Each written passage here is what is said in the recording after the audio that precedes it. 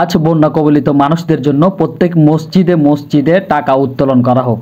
আপনারা যারা young generation যারা আছেন, দায়িত্বশীল যারা আছেন, সচেতন নাগরিক যারা আছেন, তারা মসজিদের মাইকে হুজুরকে বলে এলান করে দিবেন আজকে হয়তো প্রয়োজনে মসজিদের জন্য টাকা উত্তোলন না করা হোক। বন্যা কবলিত মানুষ যারা আছে তাদের জন্য টাকা উত্তোলন করে সব মিলিয়ে একত্রে একটা ফান্ড করে বিশ্বস্ত কোনো সূত্রে এই টাকাটা আপনারা প্রদান করতে পারেন। আসসালামু আলাইকুম। মানুষ মানুষের জন্য, জীবন জীবনের জন্য। ভালো নেই আমার চট্টগ্রাম, ভালো নেই আমার বাংলাদেশ। আপনারা জানেন গত কয়েকদিন ধরে বন্যার পানিতে তলিয়ে যাচ্ছে বাংলাদেশের বেশ কিছু অঞ্চল। তার মধ্যে আমার চট্টগ্রামের উত্তর অঞ্চলের যে ফটিকছড়ি, তারপর রাউজান, হাটহাজারী, ওদিকে হালদার বাঁধ ভেঙে পানি ঢুকে অনেক মানুষ বিপর্যস্ত অবস্থায় আছেন। তারা সাহায্যের জন্য দেশবাসীর দিকে তাকিয়ে আছেন। যেহেতু প্রায় মানুষ ফেনীর উদ্দেশ্যে কিন্তু রওনা দিয়েছেন অনেকেই, কিন্তু চট্টগ্রামের মধ্যে আমরা যারা চট্টগ্রামের মানুষ অনেকে ফেনীর দিকে গিয়েছি, আর যারা এখনও যাওয়ার জন্য ইচ্ছুক তারা কিন্তু হাটহাজারী বা ফটিকছড়ির দিকে আপনারা মুভ করেন। আপনাদের উদ্দেশ্য যে একটা কথা বলতে চাই, আজকে হলো শুক্রবার, সবাই মসজিদে যাবে জুমার নামাজ পড়ার জন্য। যুবক ভাইরা, এলাকার দায়িত্বশীল যারা আছেন তারা মসজিদে নামাজের শেষে আপনারা রুমাল নিয়ে বা মুখে বলে আপনারা কিছু ফান্ড কালেক্ট করেন যে বন্যা কবলিত মানুষদের জন্য, মানুষের জন্য। এই কথাটা মাথায় রাখবেন। হয়তো তাদের বিপদে এখন আমাদের এগিয়ে আসা উচিত, দেশবাসীর এগিয়ে আসা উচিত।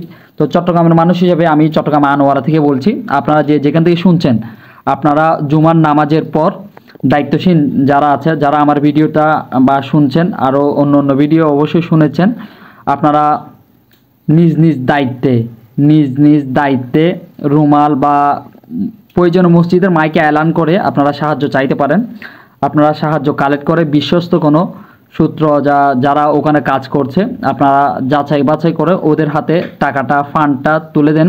হয়তো আপনার এই 5 টাকা, 10 টাকা, 100 টাকা, 20 টাকা যাই দেন না কেন, ওই সব টাকা মিলে একটা অ্যামাউন্ট তাদের হাতে তুলে দেন। হয়তো তারা এই টাকাগুলো দিয়ে তাদের জন্য প্রয়োজনীয় জিনিস যা এখন লাগতেছে, হয়তো ত্রাণ নয়তো বুট যাই লাগে, তারা হয়তো ওটা নিয়ে তাদের উপকারে কাজে আসতে পারে। আপনারাও এটার ফলস্বরূপ, এটার ফল আপনারা ইহকাল এবং পরকাল অবশ্যই পাবেন। মানুষের জন্য, জীবনের জন্য। এই জিনিসটা মাথায় রেখে আপনারা যেখান থেকে, প্রত্যেকটা অঞ্চল থেকে, প্রত্যেকটা গ্রাম থেকে, প্রত্যেকটা ওয়ার্ড থেকে আপনারা এগিয়ে আসুন।